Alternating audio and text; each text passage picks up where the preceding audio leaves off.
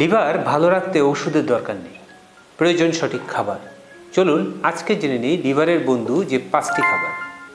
1 নম্বরে রয়েছে সবুজ শাকসবজি, যেমন ব্রকলি, লাউ, পুঁই শাক। এই খাবারগুলো শরীরের টক্সিনের মাত্রা কমিয়ে লিভারকে কাজ করতে সাহায্য করে। 2 নম্বরে রয়েছে ফলমূল, যেমন দেশীয় ফলমূলও হতে পারে, আবার আপেল, কমলা, পেঁপে এগুলো হতে পারে।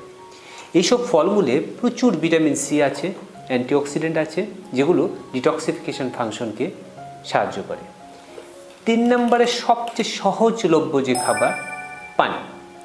পানি আমাদের শরীরকে হাইড্রেটেড রাখে এবং শরীরের টক্সিনের মাত্রা সবসময় কমিয়ে রাখে।